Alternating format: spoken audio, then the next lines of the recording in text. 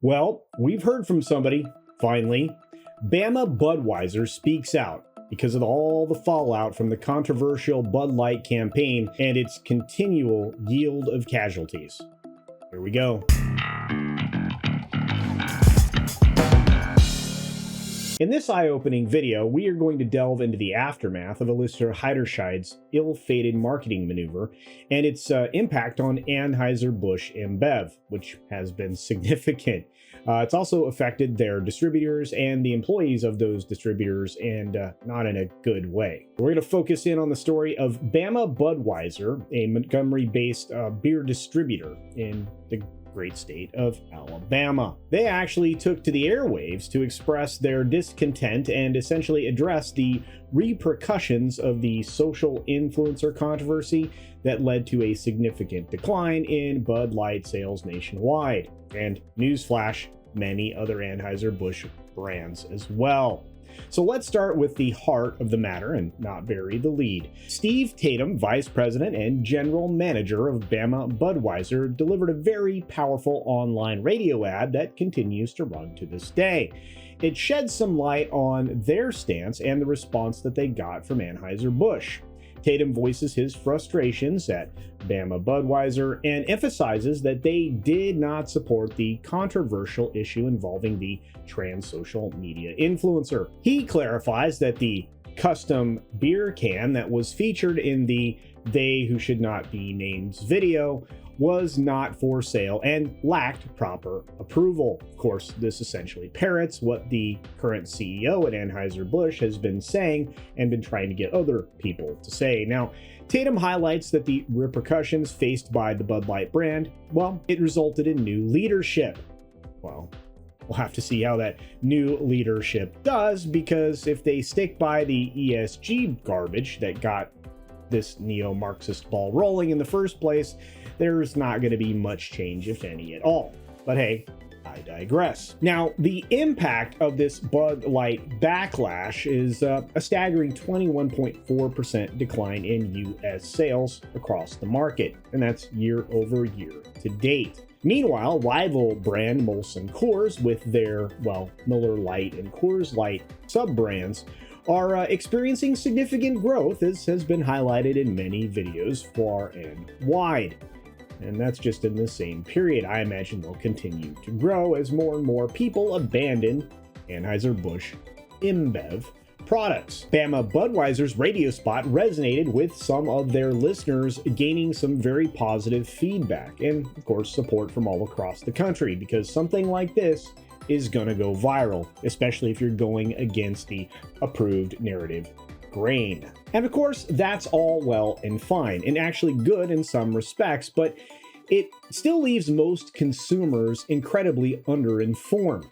Of course, they're all bearing witness to the determination of Bama Budweiser to safeguard their business and protect the interests of their employees, families, and community, but only to a certain point. See, it stops short of calling out the real culprits here, which is ESG and CEI, and those particular leverage tools that are utilized by the authoritarians to assume more and more power.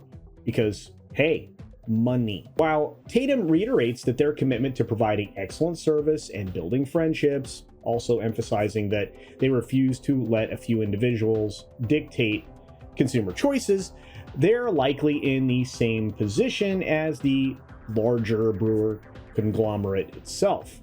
You see, it's probably cozied up to somebody who's affiliated with BlackRock or a similar entity, and they need them because, the way financing and funding works nowadays, they don't have enough cash to float between, commitments, which is very, very bad. In fact, for more on this, you should check out two very recent Midnight's Edge videos, and I have those linked down in the description below, because their explanation of everything that's going on here and all the other mechanisms in play to manipulate you towards this engineered social change, how it all works. And they're excellent. In fact, I think they're beyond compare. So, while Bama Budweiser's ad receives some praise, the corporate response remains rather elusive. leaving questions about the future of the relationship between the distributor and Anheuser-Busch. I mean, there's no denying the impact of this controversial marketing campaign on local distributors like Bama Budweiser, and of course the broader implications for the beer industry. It did move the needle, just not the way AB InBev wanted it to. The power of public perception and the importance of brand loyalty, well, it demonstrates the need to avoid social controversies like this one. And despite the response from the Bama Budweiser radio ad, Anheuser-Busch, as I said before, has remained rather silent, leaving distributors like Steve Tatum unsure about the future of their partnership. Tatum's dedication to protecting Bama Budweiser sentiment among many other distributors who have suffered the consequences of this particular controversy. So, like so many others, Bama Budweiser is an independent wholesaler, which means they could partner up with somebody else. Currently, they employ about 100 people who depend on that company for their livelihood.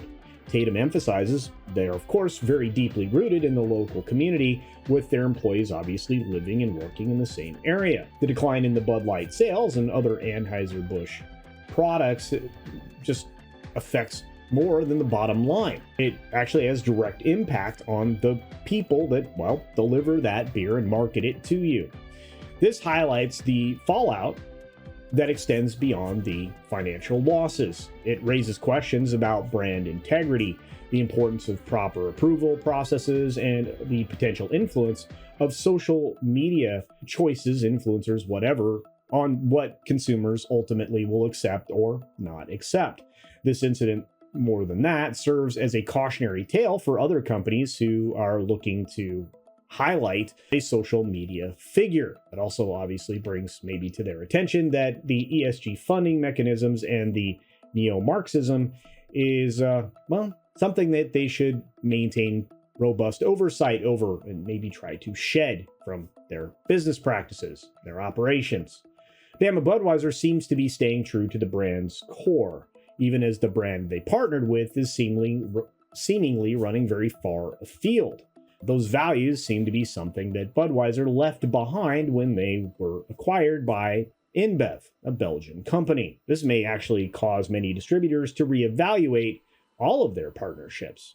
Of course, to be fair, most major beer brands are in bed with the likes of BlackRock and these other ESG-pushing entities, but that's another story. Look, this has certainly caused all consumers to lose interest in the brand to the tune of nearly 30% of their customer base. And those people were loyal. I mean, if anything, you could have counted on them every single week to buy the same amount of cases that they had been buying before. Perhaps you can't put a value on loyalty, but it certainly seems like there is a running tab going right now for AB InBev. It's in the billions. Probably going to grow. As an aside, the quarterly numbers are likely to be a Disney-style bloodbath for, well, AB InBev once again. And we'll be looking for those results sometime in early August, perhaps the end of July, but I'm predicting we're probably going to be around August 4th, somewhere in there. And if the boycotts and the brand abandonment continues at this pace or at the same level for all of the AB InBev products, well, those numbers are going to be quite catastrophic. What's that saying again? Oh yeah, say it with me. Get woke, go broke. And with that, be sure to take care of yourself, take care of others, wash your hands, of course, because it's good hygiene. And until next time, bye. Today, be sure you're subscribed and hit that for alerts. Yay! Of course, like and share all of the videos that you can, as it helps with the algorithm. Have a great day.